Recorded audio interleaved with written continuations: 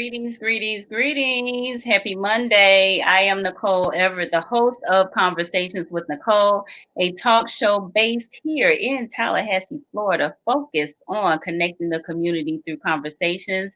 It is Monday, July 27, 2020, and it's what I call Man Up Monday. Man Up Monday. So, this is an opportunity for me and my guests to chat with the men, the brethren, the fellas about a particular topic or a number of topics.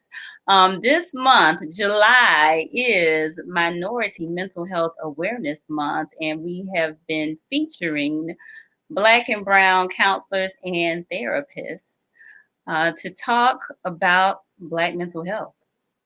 So, I have a dynamic therapist, counselor with me tonight. But before I introduce him briefly, because I'm going to let him come on and introduce himself, and before we get into these topics, I need to know who is watching us. Who's watching us? So do me a favor, put your name, not your name, my bad, not your name. Put your city and state in the comments, city and state in the comments, and I will give you a shout out. I see you, Sam Carter of Carter's Corner, based right here in Tallahassee, Florida. Thank you for watching. We got an exciting show for you tonight. So come on in here, bring your questions, bring your comments, because we are about to go deep, go deep, go deep. I see you, Lisa Smith, my classmate. Thank you for tuning in from the ATL. So we are talking about ACEs, and I'm not talking about playing spades. ACEs, adverse childhood experiences, sexual trauma, as well as treatment for both. So I see you, Thais. Thanks for watching. Hey there, Patricia from Tallahassee. We got quite a few Tallahassee folks here tonight. So thank you, thank you, thank you. Renee Miller from City Walk.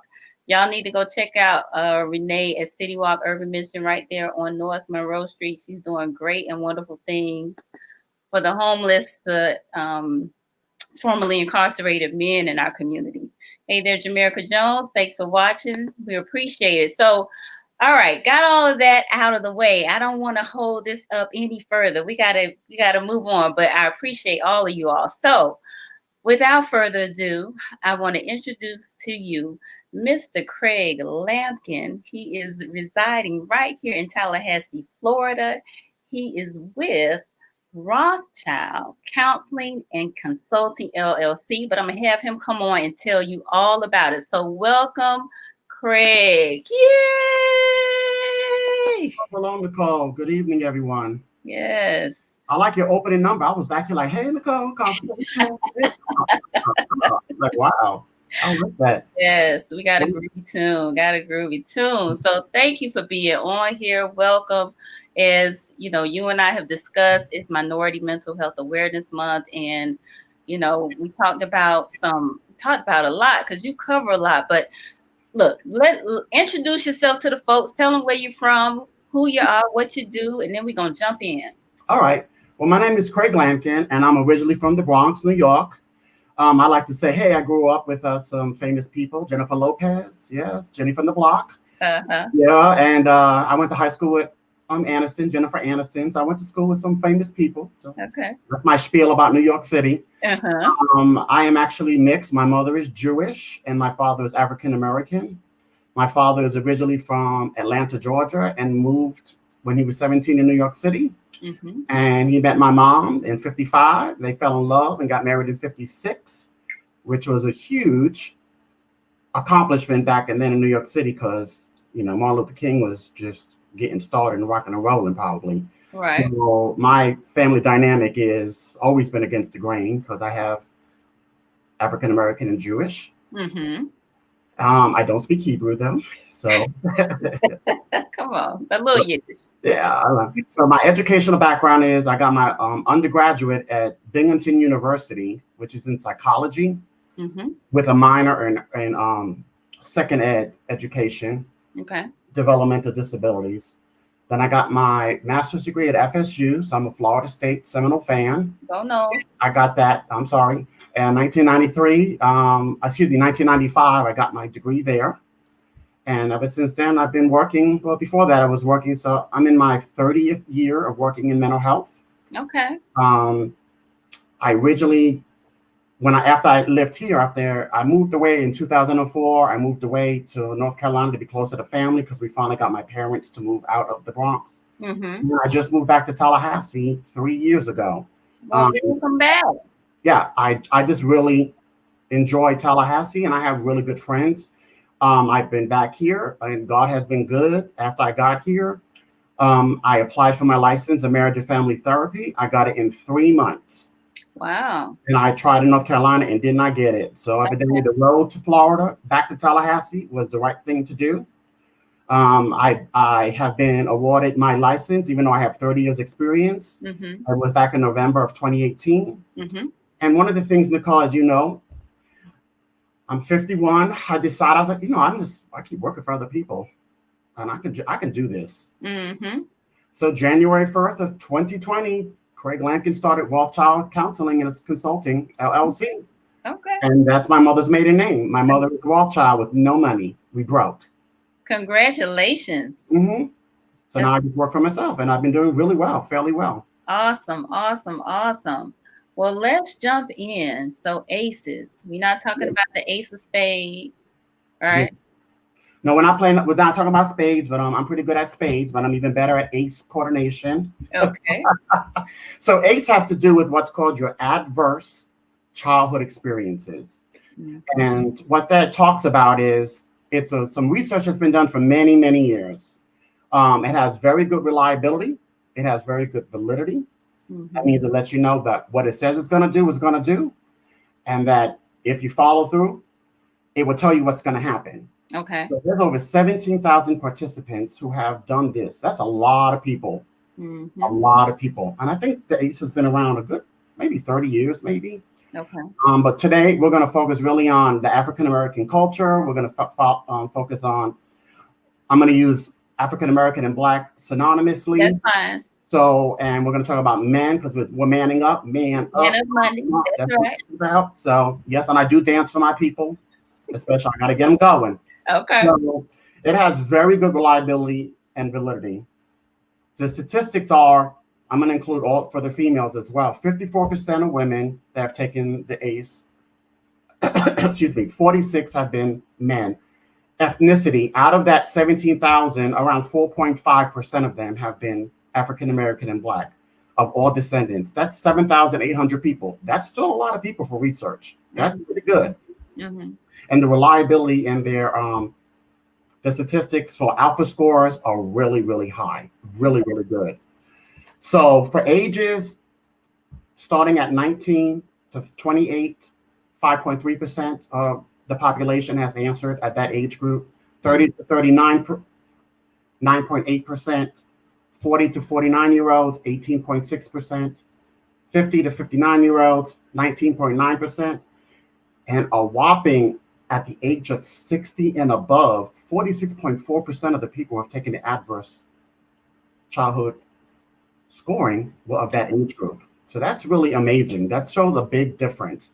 Now, this score is definitely something that I use on a daily basis. When I have a couple come in, even just for marriage and family therapy, I'm talking about ACE. Because I want to know there's been any trauma in their lives. Right. Really, really, a really, really good, great tool. When it comes to education, yes, ma'am. So let's talk about the test, like in terms of what are some of the questions on there? Yes, I'm going to share my screen with you. Okay. So we can go to that. All right. Okay. So can everyone see that? Yeah, hopefully you all can see that. And if not, we can, maybe get you a copy of it later. But Craig is going to just kind of briefly go through it. Yes. And I think I might be able to, no, it won't let me zoom in.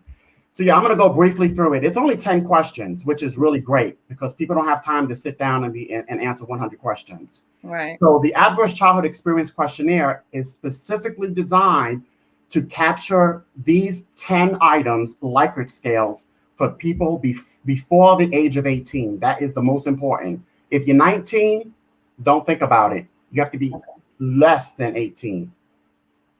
Okay. So I'll start off. Did a parent or other adult in the whole household often swear at you, insult you, put you down, or humiliate you, or ask you in a way that made you feel that made you afraid that you might be physically hurt? So if you put a yes, that's a score. If you say no, it's not a score. So Okay. really right there, that number one captures about physical abuse or neglect. Did a parent or other adult in the household often push, grab, slap, or throw something at you? Or ever hit you so hard that you had marks or were injured? Once again, physical abuse. Right. Did an adult or a person at least 5 years older than you, that's the key point, 5 years older than you. So if I was 5, this individual had to be 10 or older, touch or fondle you, or have you touch their body in a sexual way, or try to actually have oral, anal, or vaginal sex with you. That would be a 1 or a 0. We're going to be talking about sexual trauma, so I'm going to be really honing in on number 3, because when this occurs, there's huge impact to a child's sexual development. Did you often feel that no one in your family loved you or thought you were important or special, or your family didn't look out for each other, feel close to each other, or support each other? To me, this has to do with parental factors. And when I talk about parental factors, it could be a caregiver. So it doesn't have to be a biological. It could be an aunt and uncle, because as we know, sometimes children are removed and placed somewhere else, or they are raised by grandmothers or grandfathers. And that's a huge number. So we want to look at if they feel security. That's number 4. I'm looking for security. Okay. Parental capacities. Did you often feel that you didn't have enough to eat, had to wear dirty clothes, and had no one to protect you? Or your parents were too drunk or high to take care of you or take you to the doctors if you needed it? This is just about basic needs. You get a boo-boo, you fix it. If it's a broken bone, what do? All right. So I want to see what kind of parental capacity these people's parents have had or caregivers have had. Right. This plays a huge role in trauma. Were your parents ever separated or divorced?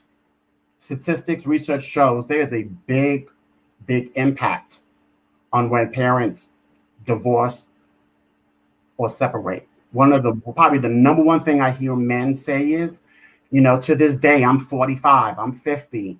Sometimes I believe it was my fault that they got divorced, and it has nothing to do with them.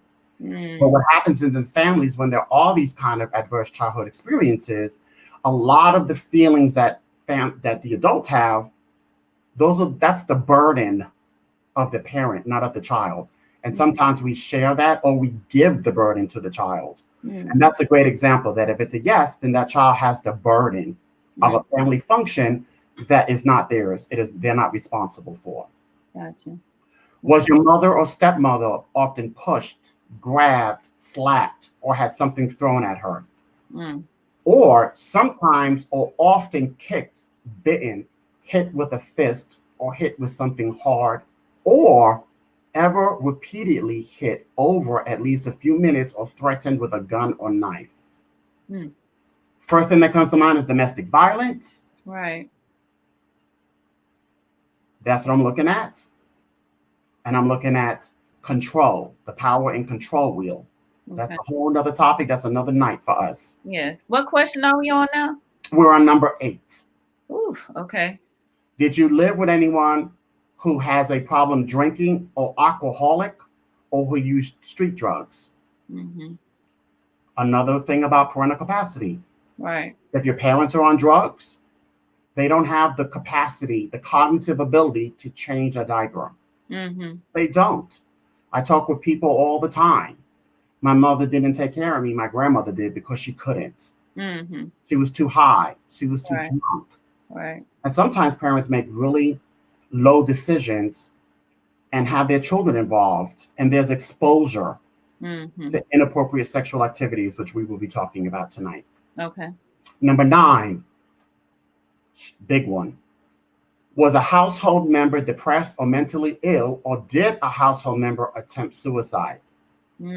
As we know in research, I like to just say the apple don't fall far from the tree sometimes. Right. And so if there is mental health, that's a huge precursor for someone's ability to take care of a child, which in the long run affects men as they grow old. Right. If there's a mental illness. Yes. Or someone attempted suicide. I'm Right. working with someone right now, trauma. This woman, so much trauma. She knows 3 people who have suicide. It's like, that's a lot. And take care of 2 children. Right. That's a lot. What, and also big, did a household member go to prison? This tells me a lot about family history and dynamics, because that means there's criminal activities that's going on.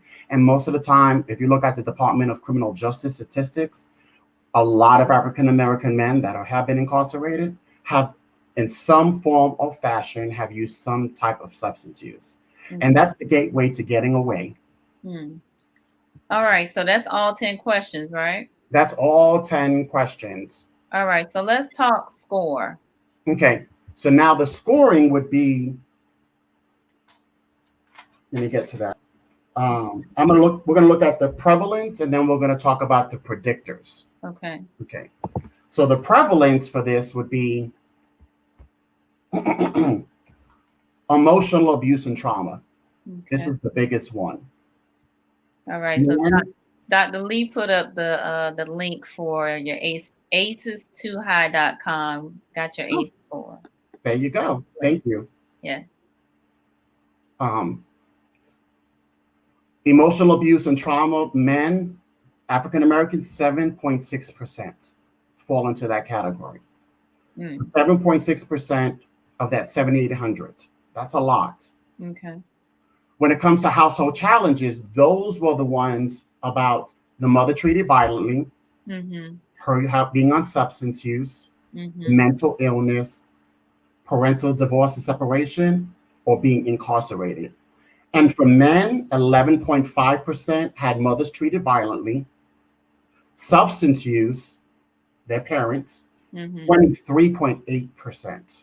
Okay. So 1/4 of this population had that experience. Right. Mental illness, 14.8. Parental separation, 21.8. That's the second highest. And the third highest is having an incarcerated household member, which is 4.1%. Okay. So tell me, I think, isn't it that if you score higher than a 4, so if you yes. So when we look at the scores, what the ACE says is that even having a 1, the probability of having some kind of trauma or life experiences that affect you to today in your adulthood is pretty high. However, when you get to a 4, that prevalence shows that there is something that has happened to you in your childhood that it is pretty likely that something is affecting you today. As people, we don't connect the two. I love my father. My father used to say, I tell all of my people when I work with them, my father would say, son, your past is a good predictor of your future. Okay. And when I talk to individuals, well, Craig, I don't have to worry about that. But if you don't, then we have to look at what cognitions you have, because that has to do with you hiding and protection. That has to do with all protection of psychology, Sigmund Freud, psychoanalytical. That's you protecting yourself. And so the ACE helps you to bring that up and to help you to have conversations, to help you to empower men so they can look at their past, embrace what has happened to them because it was not their fault. Right. Learn to deal with what that is. So then it's not a perpetuation from their present into their future. Because this is transgenerational. It's going to happen to their kids. I don't know how many movies we've seen. I'm not going to let it happen to my kids. And it ends up happening just to their kids. So if you have a 4% or more. If you score 4 or more, right? Yes, 4 or more. That's 9.2%. So if you have a score of 6, the reason why you are probably, a black man is probably using substances is because he scored a 6. This is how he's coping. Those are his coping strategies. I also like to use in treatment birds of a feather flock together. Birds of a feather flock together. So when you have Black men who have had criminal activity, you see this a lot in juvenile delinquents. Right. A lot of juvenile delinquents use substance use as a social reason. They don't use it for a coping skill. So adolescents get together and quote unquote are in these gangs and use drugs, not because they want to use it to cope. It's because they want to be accepted. So there's a cognition, there's a social presence that has to be discussed. And that has to do with social acceptance and social competence. And so if you have a score of a 6, you're probably going to have very low social acceptance and social competence about yourself. And so when we get angry about things and we become violent, it's not because we're angry. No, Nicole, it's not. It's because we're hurt. So let's get angry about it so then I don't have to discuss the hurt that I have. So it's going to manifest in some shape or form, right? Yes. So what I want to do is I want to look at the predictors, and I love it. We're going to look at a triangle. I just love this triangle because it's awesome. I'm a visual person, and I use a lot of visuals. All right, that's fine. So we got another in my treatment. This is show and tell on Conversations with Nicole tonight. Craig is showing and telling tonight. Okay. All right. So this is the AIDS Childhood Adverse Score. It kind of looks like, I always like to ask you, what does it look like? What does that remind you of? You know, people say the food pyramid. Yeah, it is the food pyramid, except for this is a lot more extreme than the food pyramid. When it comes to sexual trauma, that can happen in vitro, in conception. That's below the triangle. So statistics show that some women are still sexually traumatized when they're pregnant. When a woman is sexually traumatized, they have endorphins that they let out into their bodies to cope with the stress. That goes right to the baby. So the baby is learning an experience that they don't even know what it's about. So they think this is the norm. Okay. So then when we look at the adverse childhood experience, which is the first tier at the bottom, those are the 10 components we talked about. Okay. So the higher that score, the more disruptive neurodevelopment you're going to have. So for instance, this could be an individual that has been sexually traumatized, and this little boy is in school and is fidgeting and cannot sit still. And everyone wants to say that this kid is a problem child. He yells and screams and curses and runs around the room. He's a problem child. We can't deal with him. No, that's not what it is. It's that he has what's called a low locus of control. Because he's been traumatized. He's been sexually abused or neglected by his uncle, a family friend, neighbor, or someone that is very close to the home. Statistics show that children are traumatized by someone that they know. Sometimes it could be their own parents.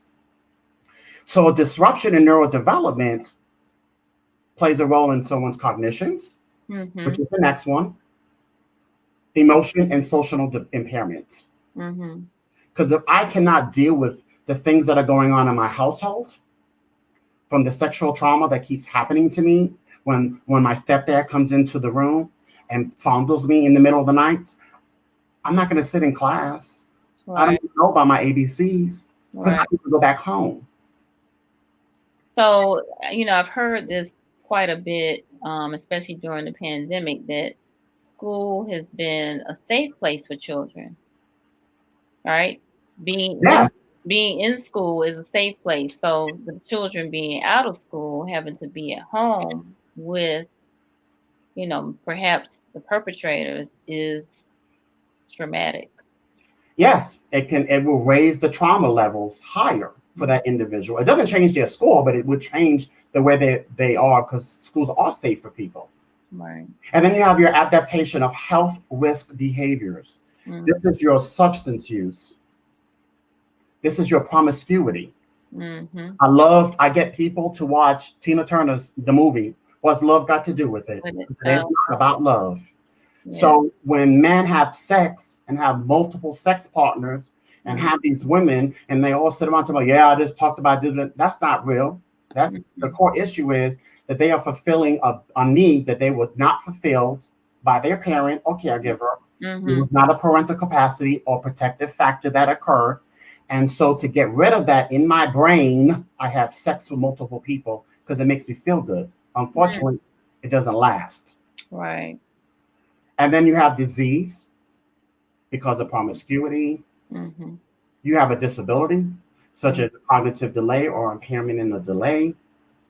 And you have social problems, criminal activity, juvenile delinquency, and early death. The ACE score shows that if you have a high potential potent score, that you can deduce 10 years off of your life, a decade.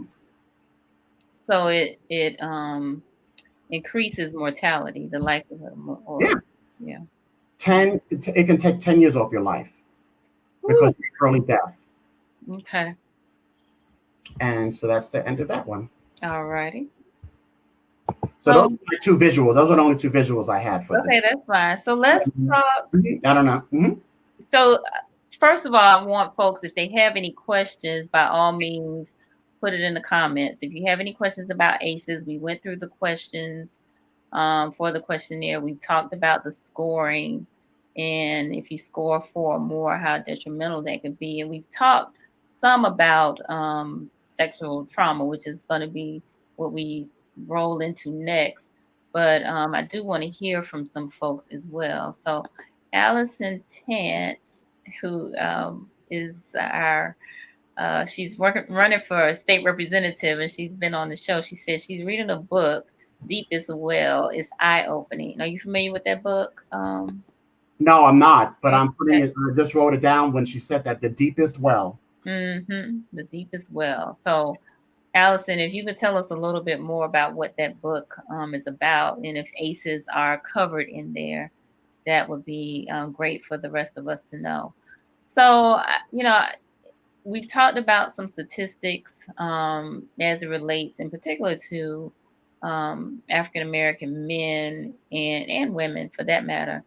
So how would a Black man who took this ACE test and realized that their score was a 4 or more, how would they contend with this in terms of outside of seeking some professional help?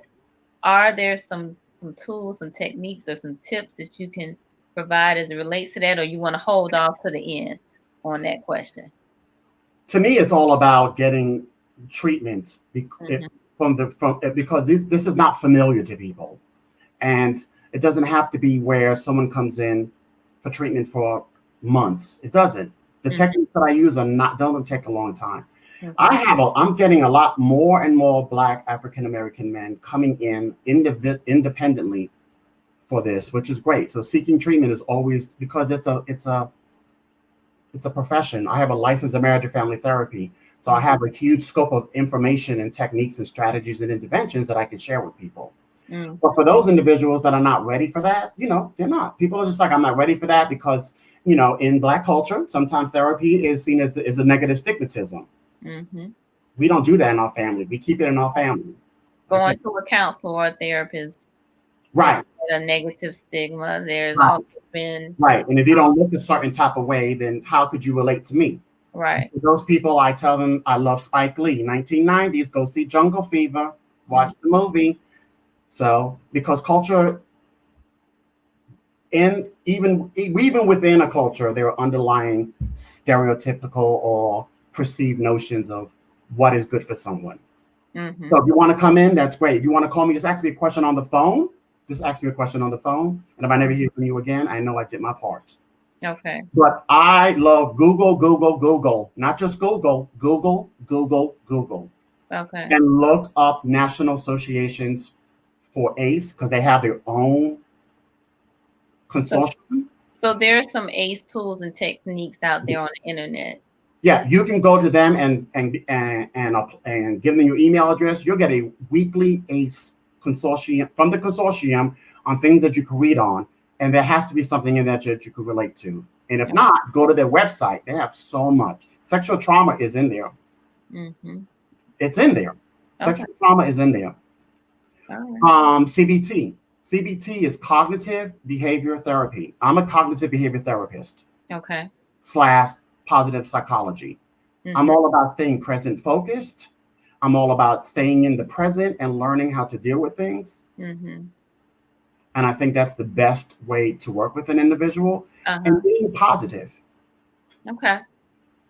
I'm So very energetic. This is me in session. I'm like energetic with people because they feed off of me. You have to, because this is not hard for a man to come into and talk about I was sexually abused by my uncle. Who does yeah, that?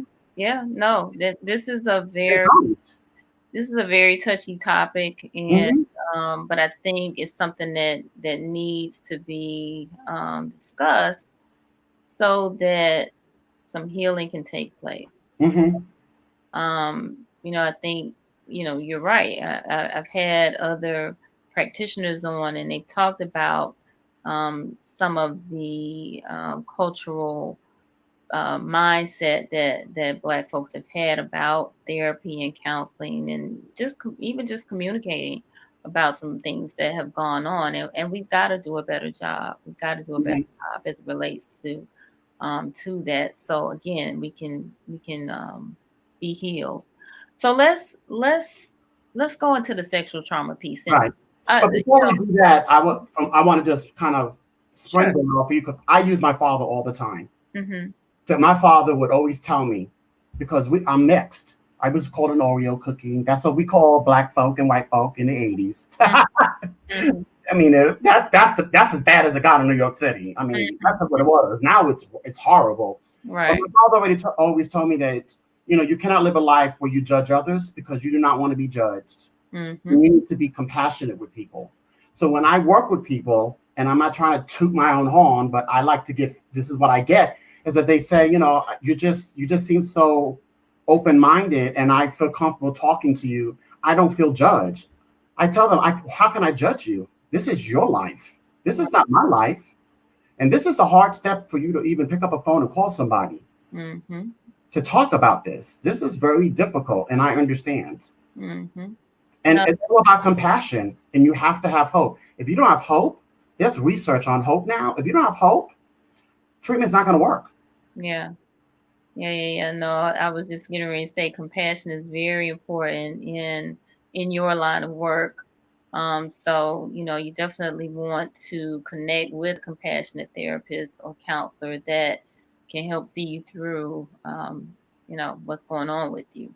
Yeah, because when you have all of that cognitive distortions going on in your head, and those cognitive distortions make an affect to your emotions and the way you behave, Hmm. it's very hard to do. Okay. So So you ready to talk sexual trauma? yeah, Okay. okay. So Nicole and I thought after our conversation that this would be really interesting to talk about because Mm. I'm seeing more and more men. So I want to start out by saying about sexual trauma.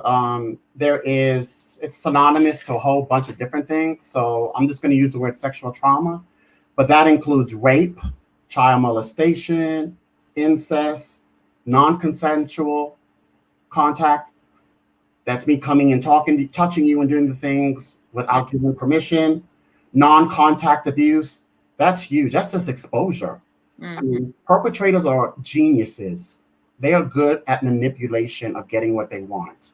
It's all about control. They show a little kid porn.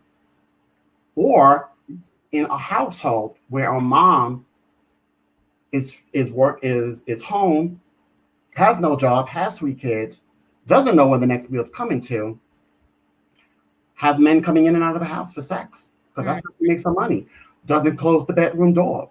Kids walk by and see it. That's trauma Yeah. because the childhood experiences is what defines us. So that becomes the norm. So you Mm. think my neighbors must be doing this, so then we all do it. So Mm. that's when a man becomes a perpetrator, and Mm. then they're seen as criminals. But Mhm. that's what they learned. That's what they've known, and that's what they think is true. So pause right there. So that's a pretty huge point to me. The normalization of this activity that is witnessed or experienced by a child. Mm-hmm. And today we're talking about Black males, so Black boys for that matter. Mm-hmm. So this helps to form the mindset that this is the way Black boys and girls or men and women behave, right? In the world. If So it I'm learning from normalizes, my mother. it, and if there's no one to explain or help them process any of this, then you think that it's okay. This is what everybody is doing. Yes, Right? it's imprinting. Yeah. And what I talk about when I talk about imprinting is I like to use ducks real quick. The mama duck has baby ducklings. Mm-hmm. What do the baby ducklings do? They follow that mother in a line. Mm-hmm. They don't deter. That's imprinting. That mama duckling is teaching them to navigate their world. If they go up to an alligator and they go away from the alligator, the children are going to go away from the alligator. If that mother walks into the mouth of the alligator, the children are going to walk into the mouth of the alligator. Right. Because that's what the norm is. Why would I do something different? Right. Mama say, mama does. I mean, mama does, mama says. Yeah, that's it. So then I just do what she says and what she does. But then as you get older, you start to question what she says because you start to go by what she does. Mm-hmm. And that's the difference. Okay. And that's when treatment is really helping to tease all of that out, to really talk about those things. Yeah. Okay. So for some of the interesting statistics, which I'll just briefly talk about, every 73 seconds, Nicole, someone is sexually assaulted in the United States. African Americans, on average, out of every 1,000 African Americans, 1.7 of those people have been afflicted by some sexual trauma of some sort. That's exponential when you do the math. If it's rape and assault, if it's just someone touching you non-consensually, it's still the same thing. Right. I'm working with this is so embedded in us that it can ruin marriages. As a licensed marriage and family therapist, I'm working with a couple now. We talk about sex. She gets so uncomfortable. She literally said, I think the best thing to do is for you to ask me permission. She said that. I was so proud of her. She lost it, crying hysterically. And now her husband just asked permission to touch her. And she's like, oh, we're having the best sex as possible now. Boom. It was just something that she didn't know how to say it until she went into treatment. Wow. That's just a good example. Gotcha. When we look at the ages for these Black young men, between the ages of 12 and 17, 15% of the United States, 15% are in that age group. For Blacks, 80% of that 15%. For ages 18 to 34, 54%. For Blacks, 82 of that 54. For 35 to 64-year-olds, 28%. And then for ages 65 and above, 3%. So it's across the board. When we look at the lifespan development, this is what we see. Gotcha. It's everybody's being touched by this in America. Gotcha. No pun intended. So when we look at some of the other things that can transpire as it relates to this sexual trauma, it can lend itself to promiscuity. It could lend itself to a whole bunch of other experimentation with sex, and pregnancy, of course, can also be a result in disease, right? Yes, that's all the prevalence we talked about in the ACE score. Yes. So from what you're talking about, then I wanted to talk about how sexual development plays a role, like what basic sexual development is in childhood. In childhood, sexual development. Okay. Children don't know nothing about sex. They don't. I don't know why people think they know about sex at the age of 7 and 8. No, they don't. They don't have the preconception, cognitive ability to understand what sex is until they're like 9 or 10. So in childhood, the biggest thing for childhood is to have safety and security. That is a parental responsibility. That is the burden of the parent. Right. And that's when I talked about before. There are two things for parenting. You have to have protective factors. You have to know that you having all these men coming in and out of your house is a problem. And if you don't, that shows a diminished capacity for protection. And then the second one is parental capacities, understanding that when you do something as a parent, how it directly affects your son. To know that if you have men coming in and out of your house, and because this is how I make my money, that I don't understand that this is how my son is going to grow up and this is what he's going to do. If you don't have that, DCF, that's why DCF is here. Right. And DCF works on those factors. That's what they look at. Gotcha. It's sexual development can really, really cognitively, emotionally, and behaviorally distill somebody. It really can, because it's all about safety and boundaries. Gotcha. Okay, so sexual development. And then what about parenting? So the parenting, if you don't have those parental capacities and protective factors, those greatly play a role in how your child perceives the world. That they think it's okay. The mom has these people coming in and out of the house. All right. Most of the time, I'm gonna go out there on a limb and say around 85% of them folks, those men that are coming in to see the mom are also coming in to see who else is in the house. Because I work with plenty of men that talk about that they come into my room, or they have me sit on they wanted me to sit on their lap, and my mom thought it was okay. But then I become a sexual offender. So then I learned to become sexually connected with a kid. I have them sit on my lap. That gives me a sexual thrill. Right. You know, they know that it's not supposed to happen, but they do it because that's all they know. So we got a question. Yes. Renee said the fastest growing population on the sex offender registries are minors. How do you think the ACE score correlates to sex offenses? And do you think ACEs should be considered in sentencing and possibly legislation? Okay, that's an awesome question. ACE scores are definitely going to play a role because they're going to be a determinant of what? Your future. Remember, my daddy would say your past is a good predictor of your future. Right.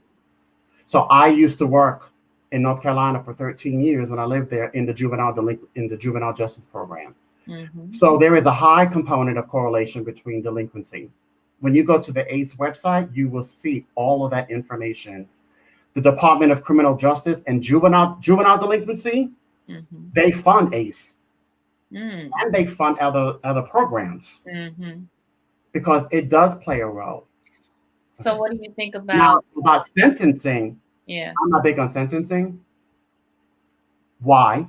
What do you I think? don't believe in sentencing because rehabilitation is what's important. Research shows that juveniles and adolescents will learn and learn and learn in their own environment than somewhere else. But that's why we have the high recidivism rate in the jails. So giving this individual treatment in their own environment directly with their parents or caregiver, I think is the best way that it is. But sometimes their parent and caregivers aren't available. Well, the parent or the caregiver, who it's either or, because they live with someone. Now they're homeless because there is a growing population of that. Then we need to find a place to put kids that are safe, that they feel safe. That's going to be a big challenge. That's a whole another show for us that we could talk about because it's hard. Because I used to do foster care. And my oldest daughter, that's what she did. She always made a problem because she wanted to leave. Because it's that saying, I'm going to get you, sucker, before you get me. That's that mentality. So that's a whole different. But I don't think sentencing will work because well, I realize that people are being sentenced. So I think what I'm getting from her question is, do you think ACE scores should be considered in sentencing in terms of giving? Okay, I read it there. I read it the other way. See, different content. Bam, bam, bam. Thank you. Yes, it should be. Yes, it is, and I think it is. A lot more legislation is going towards using a lot of research, especially the Juvenile Justice Department. They fund. I mean, they spend millions of dollars, and judges are actually being trained on what mental health is. So yes, I'm sorry, I read that question wrong. I understand that. Her follow-up question is, how do we get lawmakers to understand lobbying, calling your public officials, and talking about it and having a conversation, and having experts come on, having them come on the code. Yes, have conversation with Nicole. So conversations and really discussing what is really happening. It's like I like to say, let's talk about the pink elephant in the room. He might be blue today, but he's still an elephant. All right. So education. So got to get them educated on, the significance of these ACE scores and trying to get treatment for people who have high ACE scores. So yes. Now I do what's called real briefly. I do what's called child-parent psychotherapy. Okay. Child-parent psychotherapy started back when it was for moms that had mental illness and drug use, and it has turned and morphed into this big psychoanalytical, very highly reliable and validity. You have to be nationally accredited to do CPP, which I am. Okay. The judges love it in child welfare here in town. They love it. They love the research, because that judge is going to ask you, what did you provide to this young man? What services did you provide? And if you say nothing, then he's going to look at you and say, okay, well, next time you come, we should be talking about what you provided and what this person has done. So there is a shift, and there's a lot of shift in it. And also, if you go to the ACE website, you're going to see that. You're going to see they have a legislation link as well. Okay, that's good to know. So, did we cover the main points on the sexual traumas? Was there something else that we wanted to mention as related to that? And if not, that's fine. No, I was just going to say that a lot of that individuals that have that, the prevalence is substance use. I'm just get out of my mind. Crystal meth is rampant in Corporateville, and those small rampant. I work with them. That is how they get away. Trauma, and then they give it to others. Familial relationships are impacted because parents don't want to deal with their kids. Get them out of my house. I don't care where he goes. And then I already talked about the social competence and social acceptance. That's the research I did on my master's. So having low social acceptance and competence plays a huge role in how others look at you. And that's social connections in the environment. Gotcha. So I look at that. And then transgenerational. This is a transgenerational impact, folks. This is not an isolated, take a snapshot, this is what he looks like. No, this has to do with him, has to do with his mama's mama. All of that plays a role. And until we look at that and formulate an idea on what we could do different for this person, it's just a revolving door. So I know you said you've seen more of a prevalence of Black males coming in for counseling. Of those you have coming in as patients, are you seeing more instances of sexual trauma amongst that population? Well, it depends on what referral source I get it from, but most referrals don't come in for sexual trauma. I actually got my first one because as a licensed marriage and family therapist here in town, I'm the only one that I know of that's people have been telling me that I actually advertise. People just don't want to touch it. Well, I mean, I got my first one through a referral. Now, when it comes to sexual trauma, that usually comes up if someone comes in for anger, well, that's what intervention, divorce, marital discord. something else, then all of a sudden this other trauma will surface. And that's why I like the ACE, because the ACE will capture that. Right. So that's what I'm asking. You've had a uptick of African American men coming in for counseling. Are you finding sexual trauma being an issue that this uptick of Black men have expressed, even though that wasn't what they came in for? Yes, I'm sorry. Yes. Okay. All right. Usually what you come in for is really not the core issue. There are some other things going, underlying issues. Okay. So excuse me. Let's talk a little more about the cognitive behavior therapy, because again, I like to hear about some solutions, some techniques, some tips that folks can utilize. So I think one of the things would be for them to take the ACE test, right? Yes. So in my agency, for when I do treatment, I do my assessments. I look at ACE scores. I do a few other assessments with people.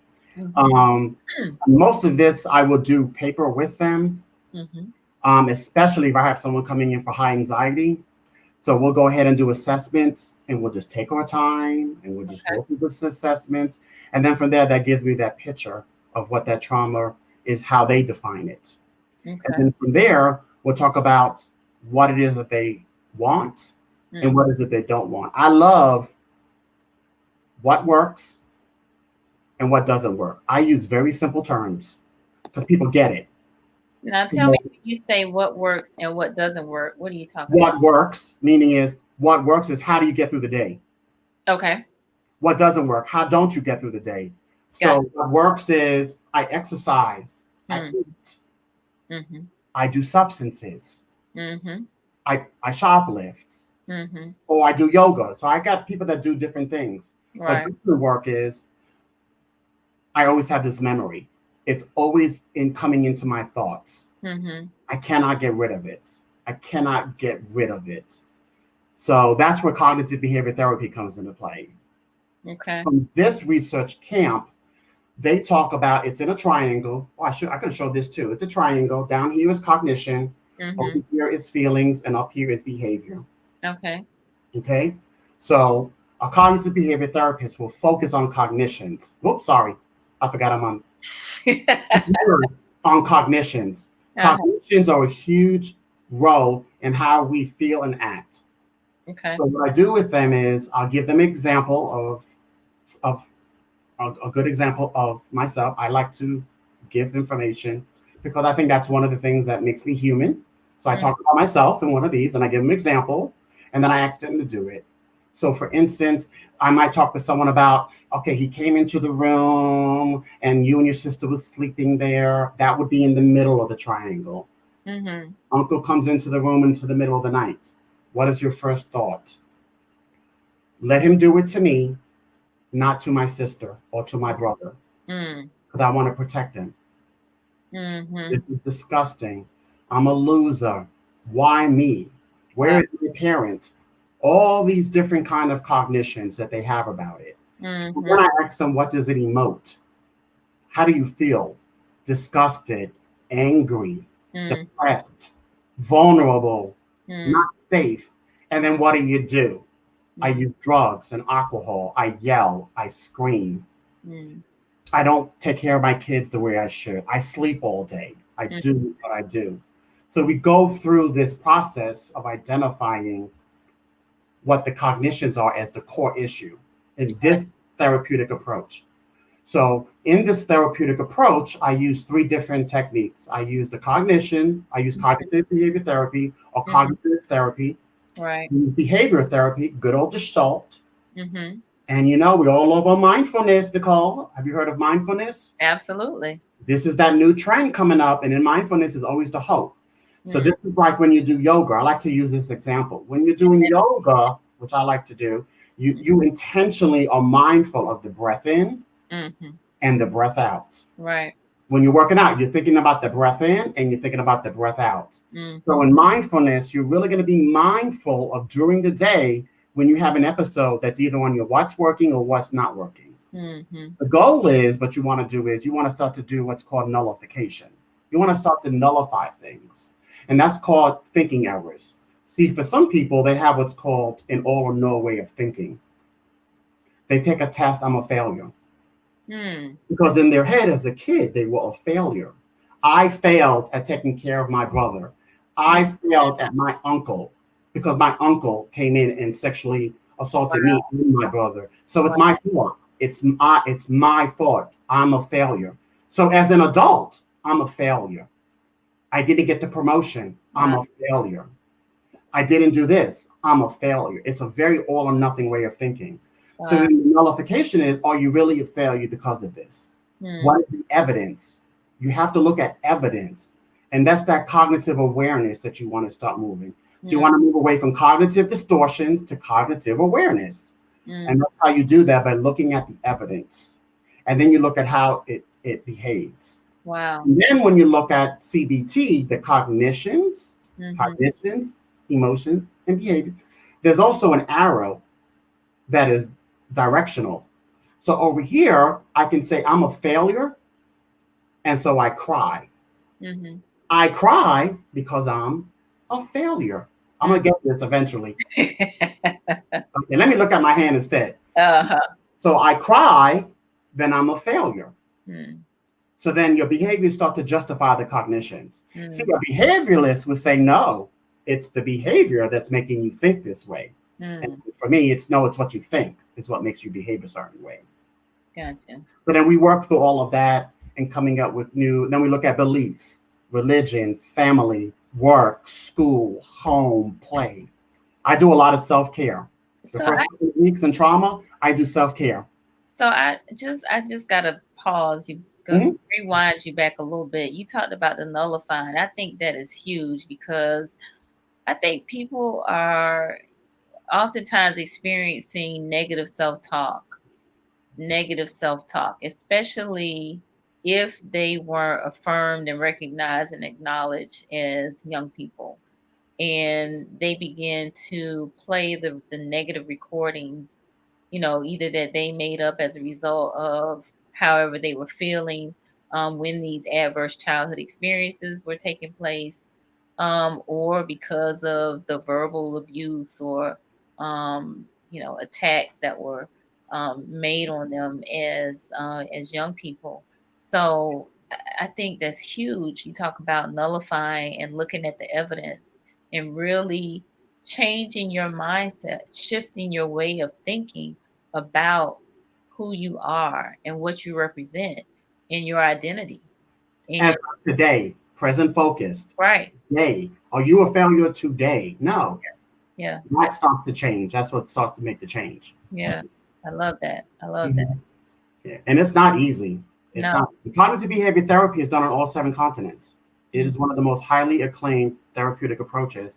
And they have brief CBT too. I mean, some people can, depending on whatever the treatment is or whatever the severity of what they come in for, can be resolved in 7 sessions. I do 10 typically. Okay. Very good.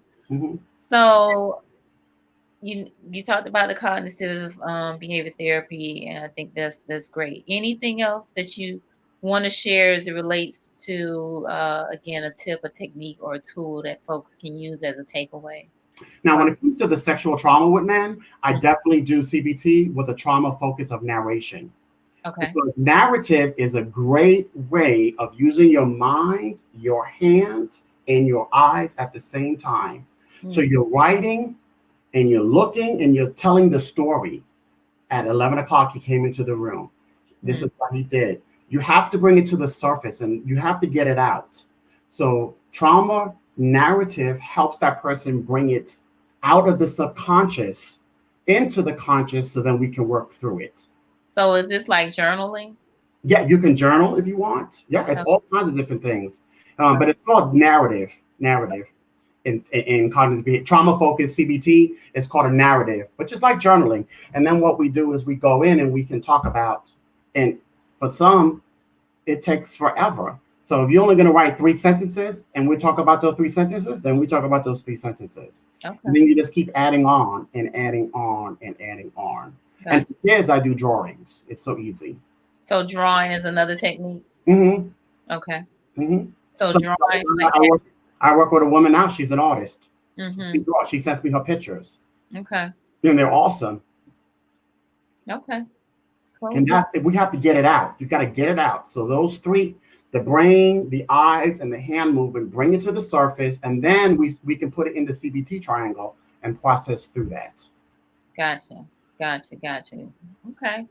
That's a great tool. Um, yeah, that's a And great tool. you got to be nationally accredited, nationally certified to do that too, which I am.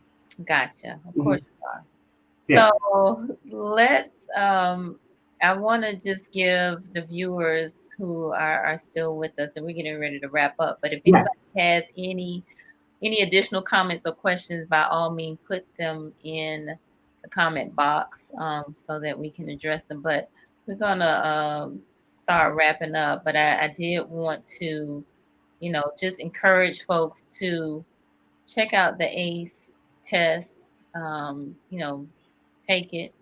And again, if you score a 4 or more, you really want to strongly consider seeking some professional help Mm-hmm. as it relates to that, to help work through that.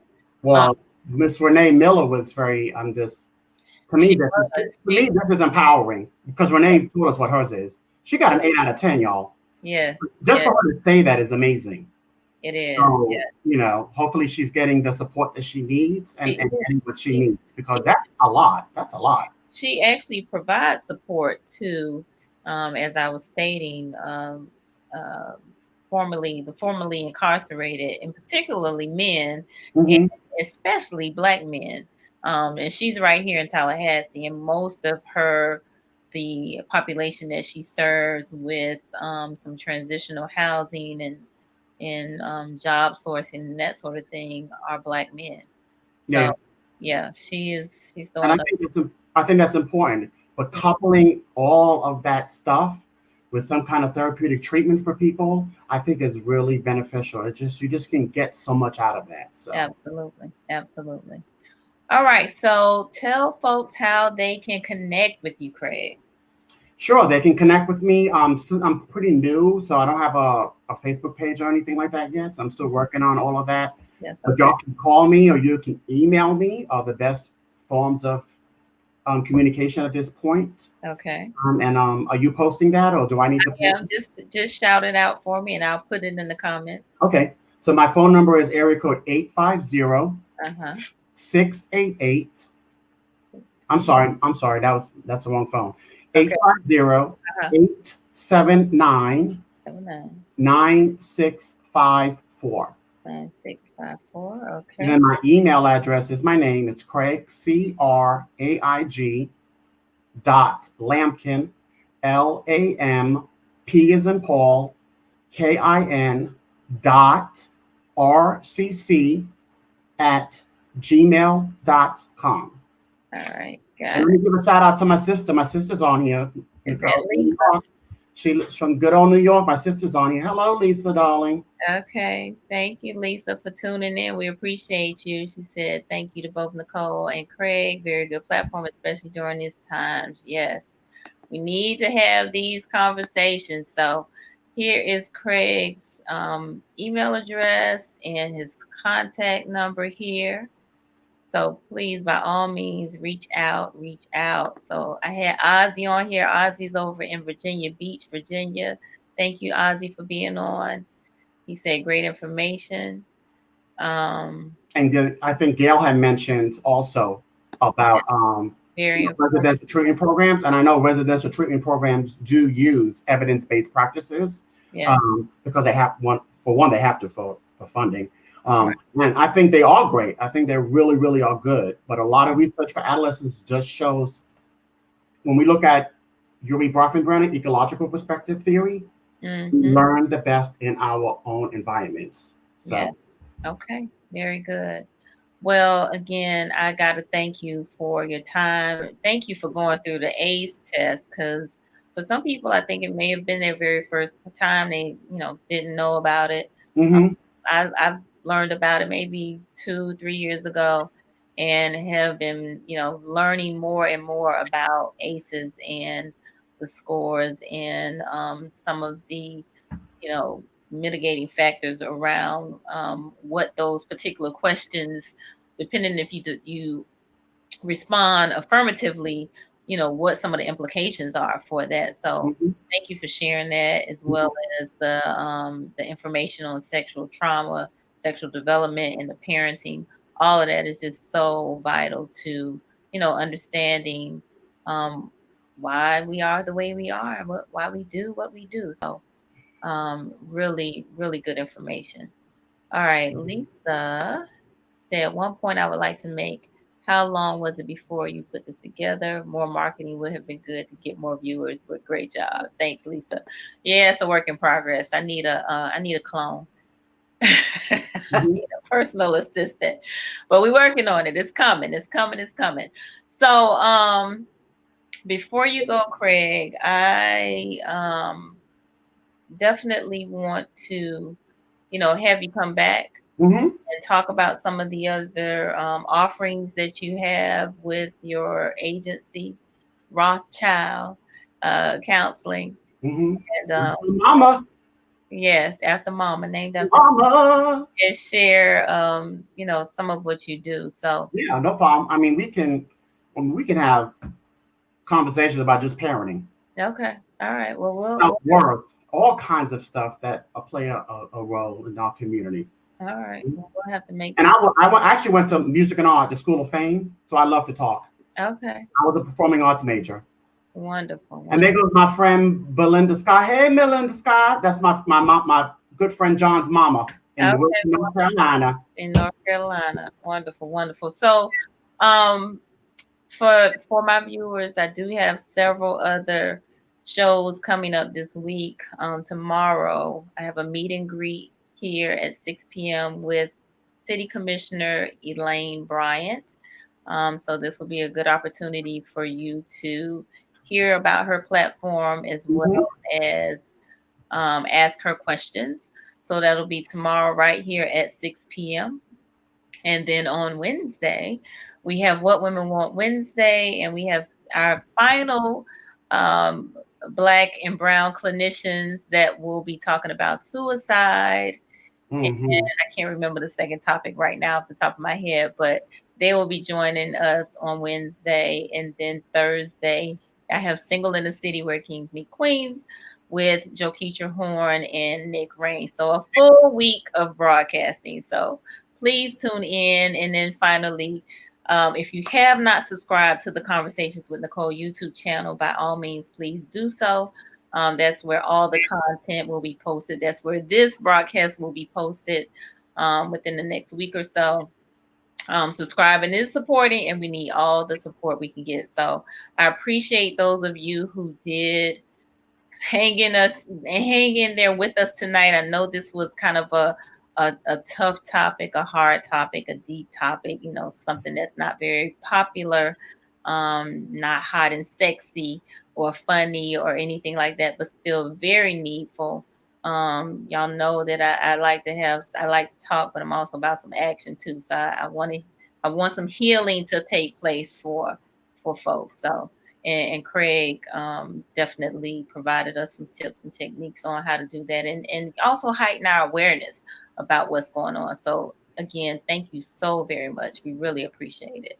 No problem. This was awesome. I had a good time.